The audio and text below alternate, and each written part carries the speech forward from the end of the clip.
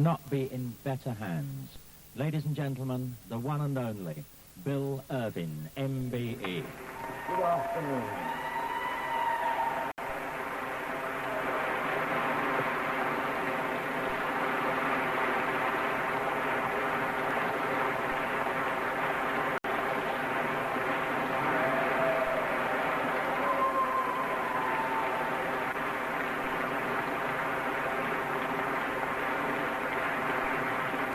Good afternoon, ladies and gentlemen.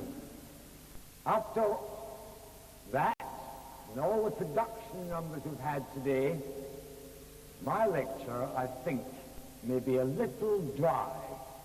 But anything I'm going to say this afternoon is my belief. And that is why I have chosen this lecture. The balance control, timing control, and any other control to go with it. Now, you may be rather surprised to see some pornographic drawings.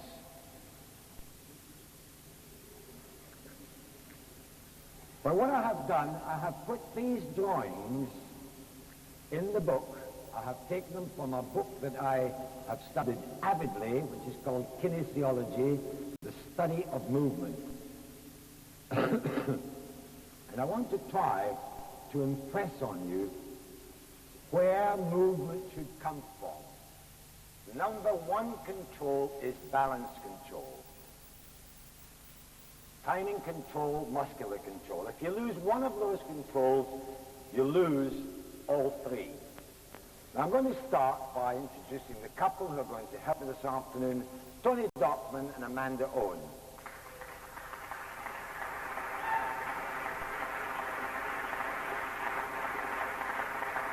I want Tony to come here first. I'm going to start, ladies and gentlemen, by talking about the balanced hold. Now, in this drawing number one, I had actually drawn some lines in pencil, which they have not come out. What I have done, I took along the bottom side of the rib cage, I put a circle. From the hip bone to the rib bone, I put a straight line. And from the pelvis bone to the sternum, this part of your chest, I put a straight line. Now the third point, those are 3 points I want to discuss in this particular drawing. Number one. Now the reason why I put them here is that most of the time balance control is lost. It is lost because the body is not completely balanced over your own feet.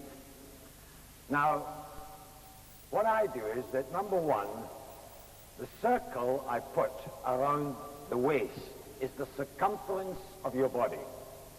That is the circumference. Now, what you will see many times when people try to impress the judges, they blow themselves up at the top, they increase the rib cage, and your weight is immediately too far back. You can't use your feet, you're off balance.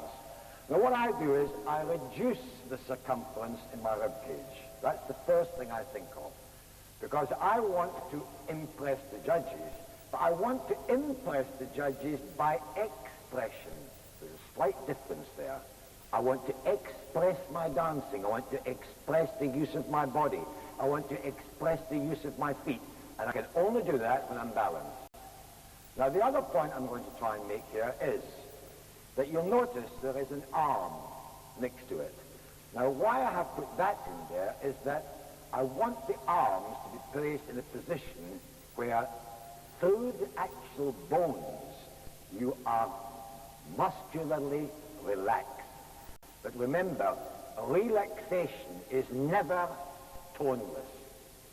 Even when you're relaxed, there is a tone there to be able to control what you are doing.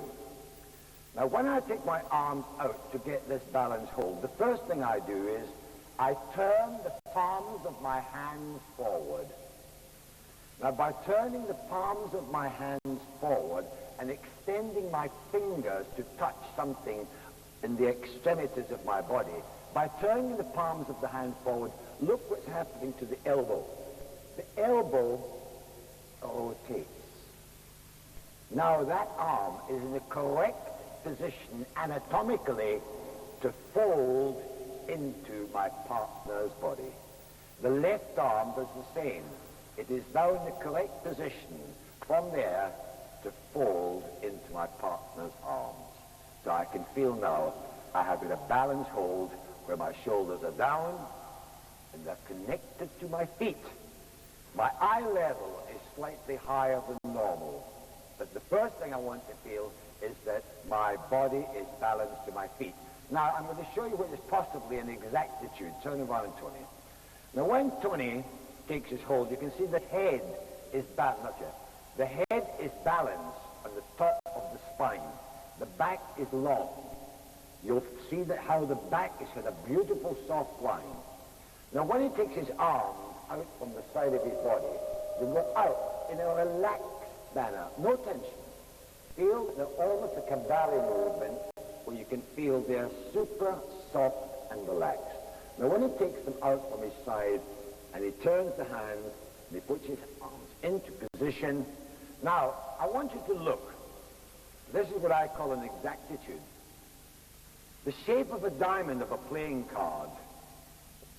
I will take it from the top of his head, and from there I will take it to the point of his elbows, and from his elbows to his coccyx, which is the beginning of the spine. Now you'll see that that is a balanced hold exactly as a diamond playing card. Now if, for example, I tilt his head slightly to the right, the picture has gone, the balance is gone. Or if I take from here and take his chin too high, the weight is now on his heels. He can't go through. You'll also notice that the elbows are slightly in advance, exactly how the bones are made. You'll notice how the left hand is approximately in a line with his eye. That is a balanced hold. That is a hold that can be measured. Now when Tony just presses his feet against the floor and goes up, there is no change in the top. The top is remaining exactly where it should be, connected to his feet and his toes. Now when he takes that position here, and the girl walks in towards him, Amanda will walk in towards him. She will put her center to center with him. She will then put the left arm as the last part of her body to touch him. The last part is the left arm. And I'll show you why. I said center to center, relax. Now we all use different words. They may mean the same, but sometimes the way that we put them over, it's different. I know that many people will tell the girl to come in left side, right side. I was never taught that. The one thing I was taught was that my partner was in front of me. In a balanced hold, she will not feel my left side. She will not feel my right side. In waltz, foxtrot, quick step, and Viennese waltz. Tango is different. In the four moving dances, the only time that she will actually come in contact with my right side is in promenade position. When she's in promenade position, from here, she will feel my right side. In that position, she feels she's got a connection with my right side. In the dance position from there, she has got my center. No left side, no right side. But what happens many times, if the girl comes in towards me and she puts her left arm forward in coming towards me to reach for me, watch what happens to her left side. She's around the corner. And I cannot dance with a girl who is around the corner. So that's why I say that when she comes in towards me, the last part to touch my beautiful body is her left arm. Now, if you watch her going into Tony, she's used to that body. You'll notice again how that she has comfortably positioned herself to fit the man. What a wonderful feeling it is for the girl to fit the man. But you'll also notice that she's got her bust, if you just go slightly under, her bust is slightly under the man's rib cage. Now again, you'll find that this is another part that sometimes causes a big problem. Go away, Amanda, and come in and lift your chest high. You can see what's happening now. She's overpoised herself. her point of gravity is too high, he will never swing freely with the girl in that position. So what I want to go in is to feel that she's putting her bust line just slightly under his rib cage. She is fitting the man. She is fitting into his body. Now, okay, thank you. This may seem very unimportant to some people. To me, it is vitally important. Vitally important because I want the lady to fit my body. I remember many years ago at an imperial congress, at an imperial preparing for a lecture, and that wonderful lady, Miss Phyllis Haler, we were discussing, and she said, let us discuss the change of the hold of the man. This was someone had said that to her. She said, no, let us discuss the position of the lady. So I said, why, what's different? She says, Bill, in the old days, we fitted our partners. We fitted our partners. Now they fit themselves, set themselves up, and the man is restricted from step one. Now, Tony and Amanda are going to dance a short amalgamation in the waltz. We're going to do it to music. Now, I want you to listen very carefully when we're talking about timing control. When you watch the competitions here, so often the music that is being played has got nothing to do at all with what they are doing, because they don't listen to the music. They've got a program. I don't mind them having a program as long as two bodies move across the floor in harmony with each other and in harmony with the music. In harmony with each other and with the music. Now, I often tell people they should anticipate the first beat in the waltz, because you've got to hear when it is going to be played. Can I have a waltz, please?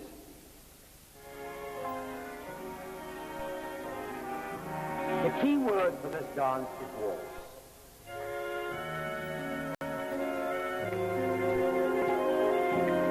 You hear it coming now. Now. Now. I am anticipating when that beat is going to be played. Now. And now. Now, Tony is going to dance with Amanda. The first 3 steps of a natural turn, an open impetus, a weave ending in promenade position, a chassé from promenade, a natural spin turn, and a turning lock, continuing with a wing, a chassé to the right, and an outside change step. Now, without saying any more, let them do it, but watch the transference of weight with the music. Thank you.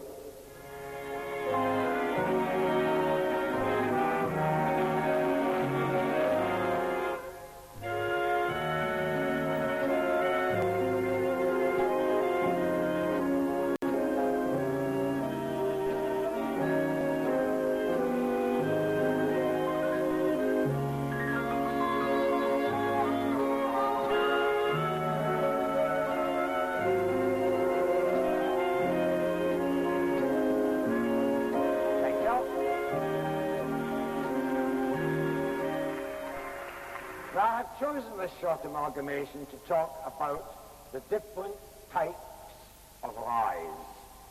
There are 6 different types of rise, 7 different types of rise on this short amalgamation. 7 different types of rise. Now, I say different types of rise because basically there are only 2 ways you go up. You can go up with a swing rise, like a natural turn, or you go up with a pressure rise, like an impetus turn or a spin turn or a double reverse spin. Those are pressure rises. The other types of rise, swing rise. Now, to try and bring this down and simmer it down for you,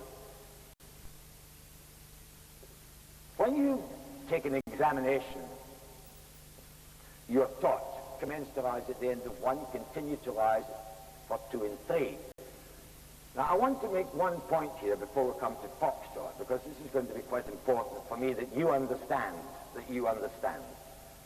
When you say at the beginning of an expression, commence to rise at the end of 1, after you say commence to rise at the end of 1, the second word is always continue. Continue. Now, for example, you take the natural turn. You commence to rise at the end of 1. You continue to rise for 2 and 3. You continue to rise for 2 and 3. Rise 1. You dance an impetus turn. You rise at the end of 2. The end of 2. You take the weave. You commence to rise at the end of 1. You continue to rise in 2. And because I'm not closing my feet, I am up for 3. On the outside change step, I have from the left foot a no foot rise. So that gives me the 4th rise. Commence to rise at the end of 1 with no foot rise, continue to rise in 2, and again up for 3. When I dance the chassé, I commence to rise at the end of 1, I continue to rise in 2 and 3, and I am up for 4. When I dance the spin turn and the turning lock, the spin turn, I am rising at the end of 5. We'll see exactly where is the beginning and where is it. I'm rising at the end of 5. When you come to dance the wing, from here, the man has only got a body rise and the girl has got a slight rise, another rise. So you've got, in that little amalgamation, 7 different types of rise. Now, many people, you could say to them in an examination, which they take after a month's time, what do you mean by commence to rise at the end of 1? You know that to give something in an examination by saying you commence to rise at the end of 1, you continue rising 2 and 3. Quite frankly, if you've got enough patience and enough time, you can teach a parrot to say that. It's quite easy. You teach a parrot that, and after enough time, a parrot will say, commence to rise at the end of 1, continue to rise 2 and 3. But it's to understand how you go up. Now, in one of these drawings, you will see that I've shown you where the ligaments of the feet or foot start. They start right down there in your toes. Now, there are 2 different types here. You have one, if you lift your toe up, you can see the ligament quite easily going up to that part of your leg. The one you cannot see is called longitudinal one, which starts under your foot, goes around the back of your foot, and finishes at the calf. Now, this is important that you understand the efficiency of how to use those muscles to help you to get up. Now, number 1, you've got to be balanced to your feet to be able to do that. And you will feel that you're working from your toes through to the calf of your leg, to the calf of your leg. Now, this is where many, many people go wrong.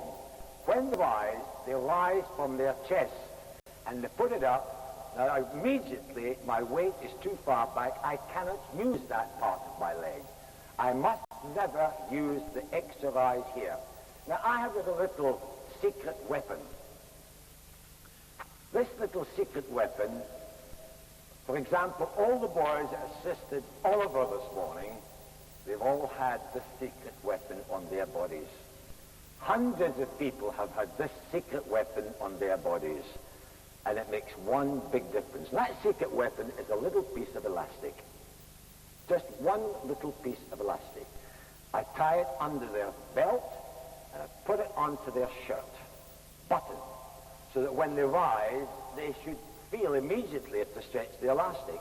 Because this is where balance control goes wrong, when the distance from your pelvis to your chest is lengthened in rise. Now, immediately, I cannot use my feet. My feet are absolutely useless to me. I have got to maintain on every single thing I do in rise, whether it's a swing rise, a pressure rise, a picture rise, it doesn't matter what it is. Concentrate extremely hard, ladies and gentlemen, with your pupils, that from the pelvis to the sternum, that distance never changes. That distance must never change. The moment you change that distance, even fractionally, you will find your weight is too far back. The weight in my feet, I cannot use my feet and my ankles to elevate me up or down. You would be surprised when you become aware of the use of your toes. The use of your toes to take you up, down, back, forward, side. Your toes are doing most of the work. Now, one little interesting point that some of you may never have thought of. I was very fortunate when a very, very, very famous lady died. She left me all her notes. Her name was Josephine Bradley, the lady who made the foxtrot. And by just coincidence, I was rummaging through this box, and I came onto a page which was called nomenclature, which means the person who makes a name. And there in this I found something which was very interesting. Why was the wing, which Tony did at the end, why was the wing called a wing? Because it resembles a bird outstretching its wing over its young. I found that a fascinating little point, to understand why people wanted to call this step the wing. And that is why it was called the wing, because it resembled a bird outstretching its wing over its nest. Remember that for your future, why something was called something. Now, I'm going to ask Tony to do this once again, and I want to talk about now sway, something which I find is very, very misunderstood. First of all, sway is the inclining of the body from the feet upwards to the center of the turn. There are three different types of sway. One that you sway to the inside of the turn. When you do a change of direction or a heel pull, you've got a slightly broken sway at the left, at the waist. And the third sway, which is rarely ever seen today, it's never seen well, is when you dance a hover feather in the foxtrot. Then you sway to the moving foot.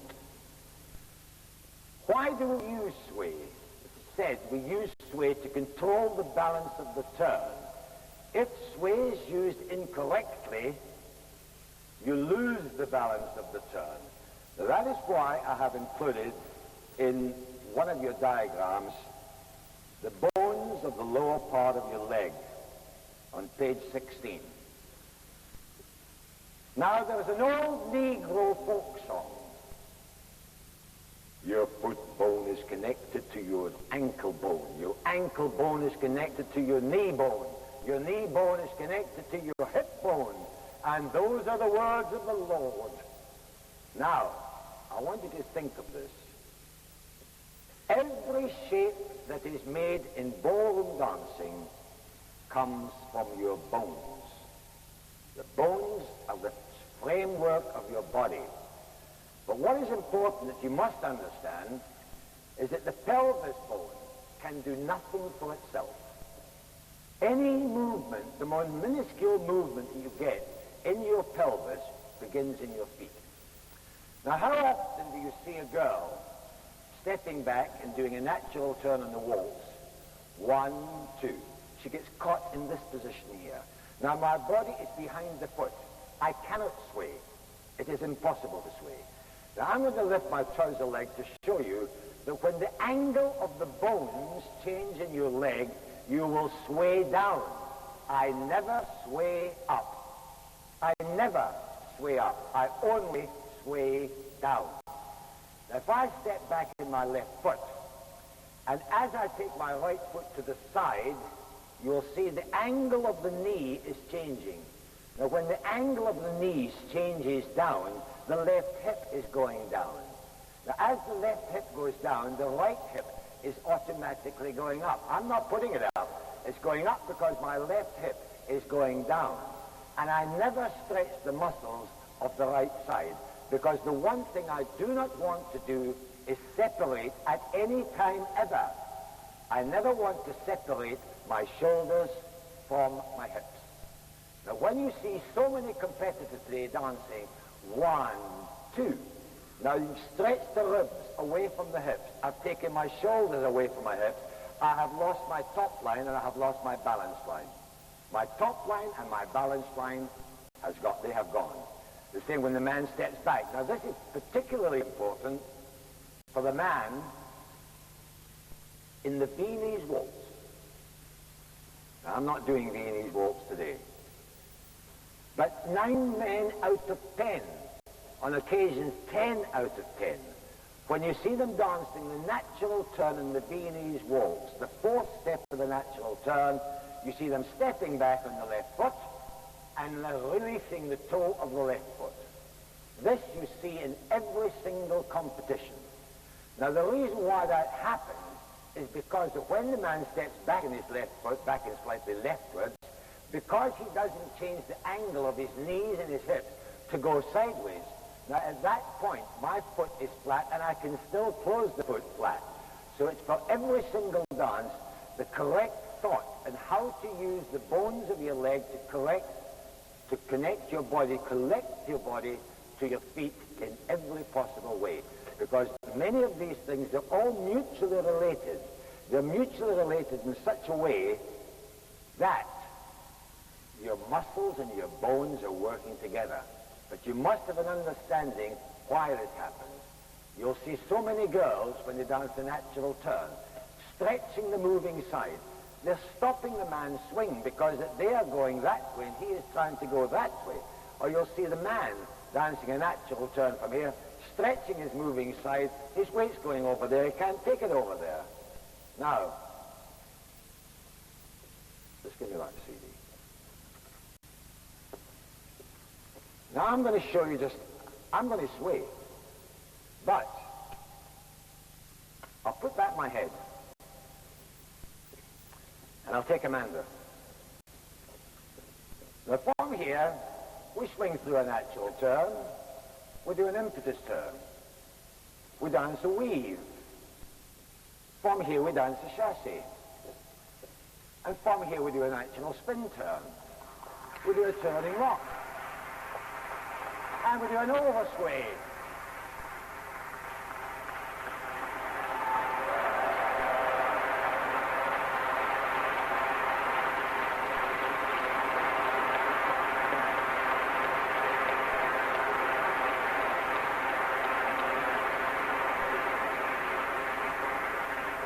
But I had shape and I had sway. We do the same in the foxtrot. You take your foxtrot, you take your reverse turn, you take your feather finish, and balance. Because my head is balanced to my feet.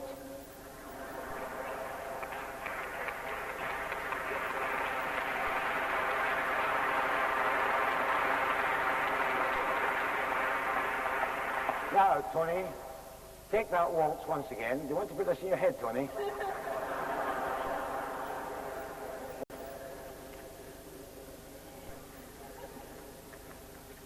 Thank you.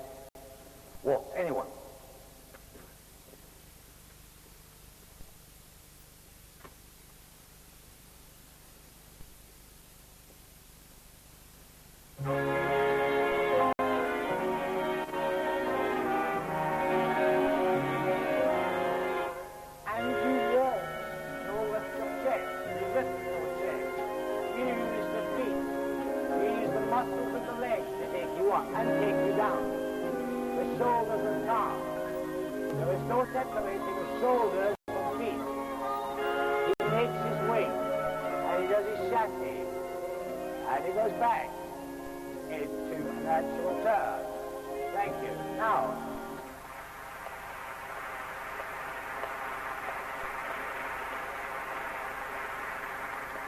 There are certain things, ladies and gentlemen, which is very difficult to see, Amanda.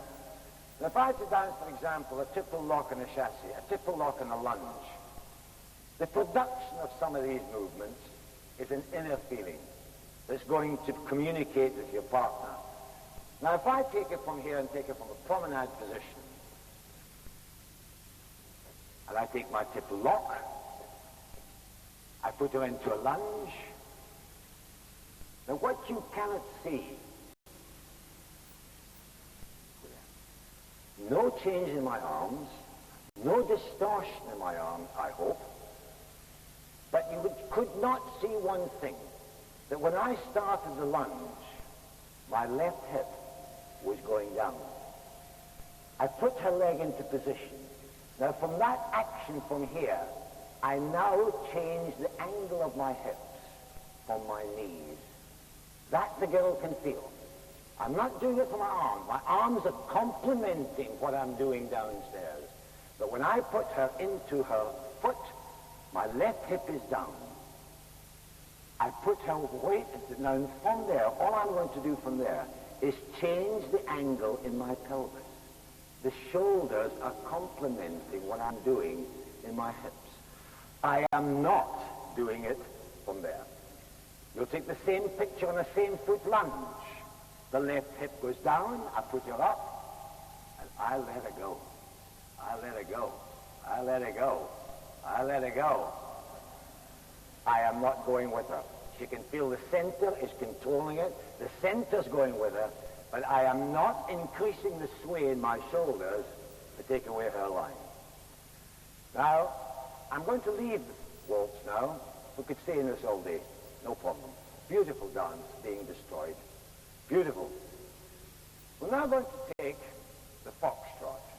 And I want Tony to dance a feather, a reverse turn, a three-step, and a natural turn. He can do what he likes at the end. He can do a hover cross, he can do an impetus, he can do a weave.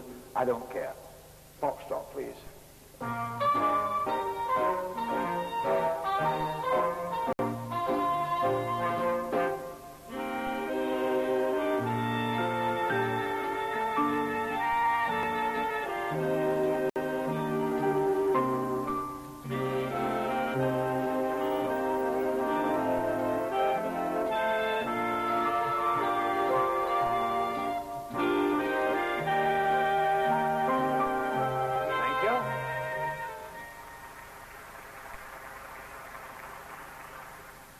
Now, in the waltz, when we discussed commence to rise at the end of one, you continue to rise in two and three.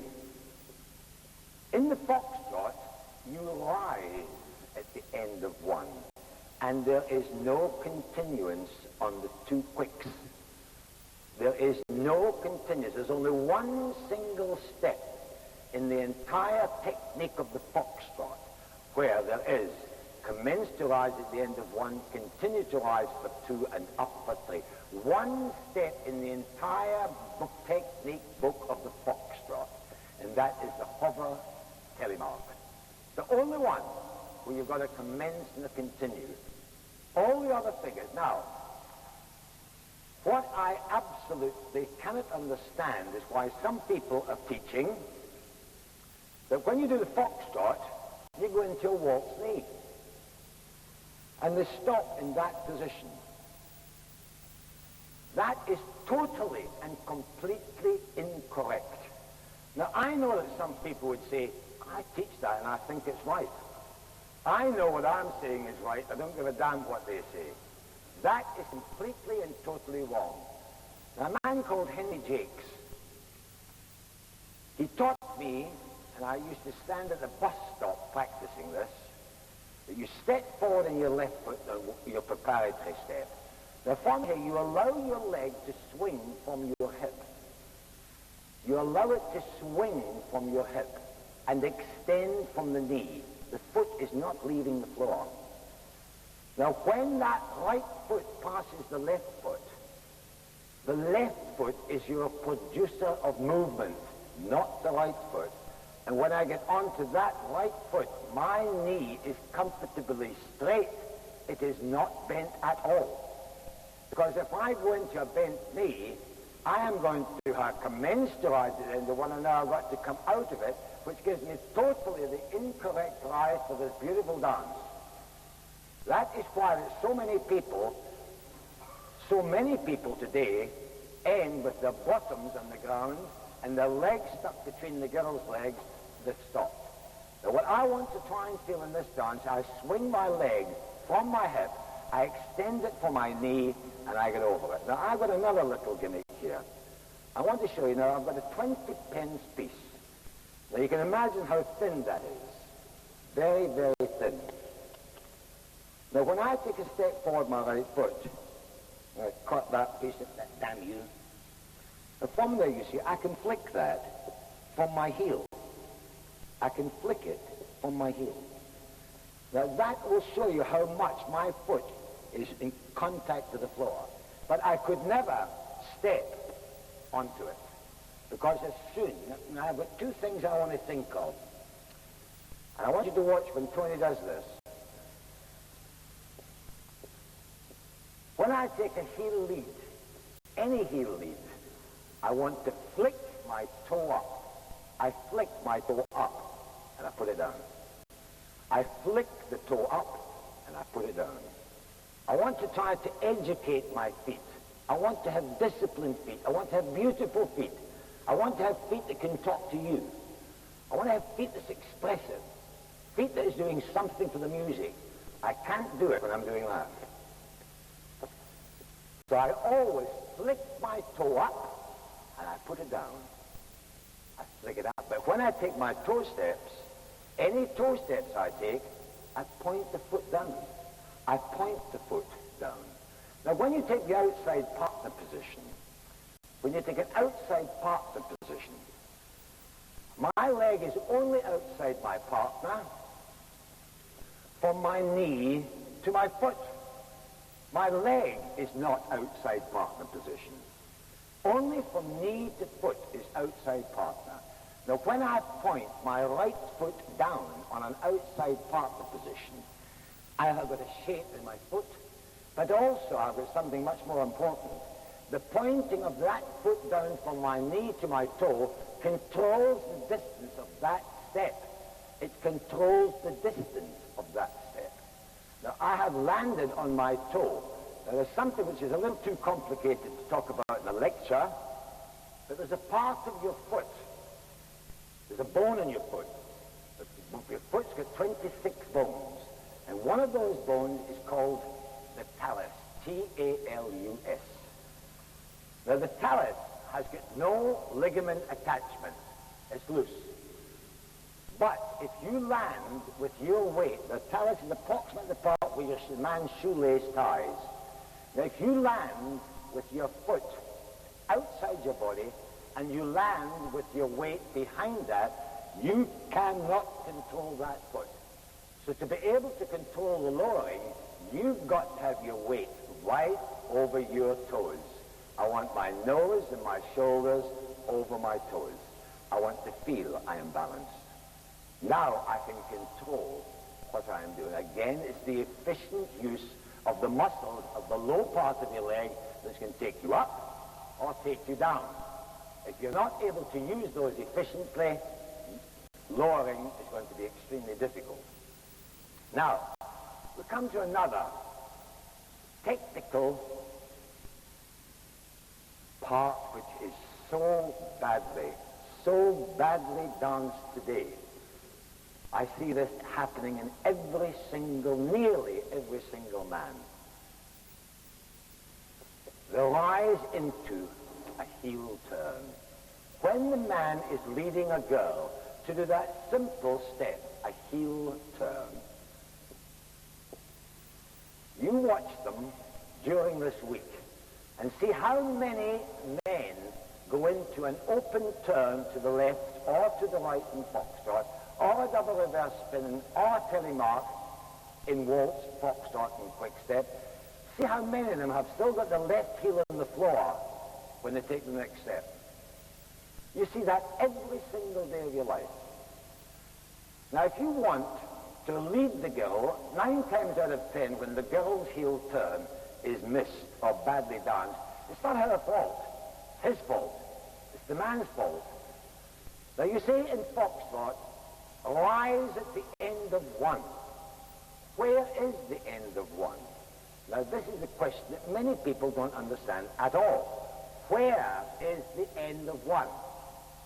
The end of one is what I showed you earlier. When that foot is passing that one, that is the end of the step.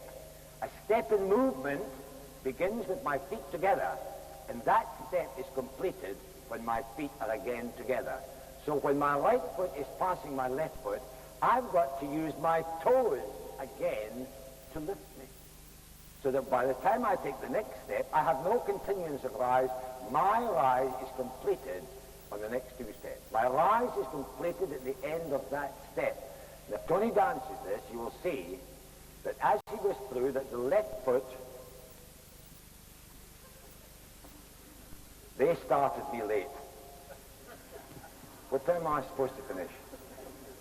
10 to, sorry. Okay, just give me a little bit of foxtrot. You started me 5 minutes late.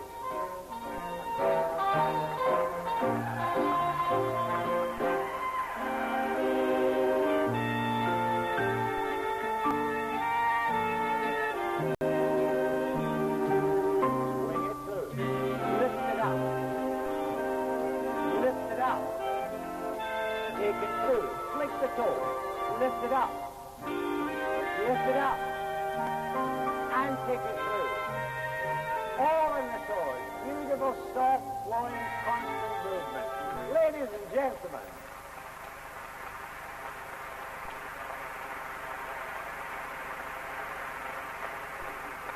Thank you. Thank you. Ladies and gentlemen, they started me late. That's their problem. I've done exactly my time because if I had to go overtime, I want extra money. Ladies and gentlemen, I said it probably a dry lecture. It's been everything about technique, how to use your bones, how to use your muscles, how to feel its sways applied to your dance.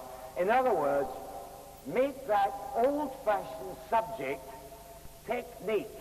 Make it help you to be a better teacher, dancer, and performer. Thank you very much indeed.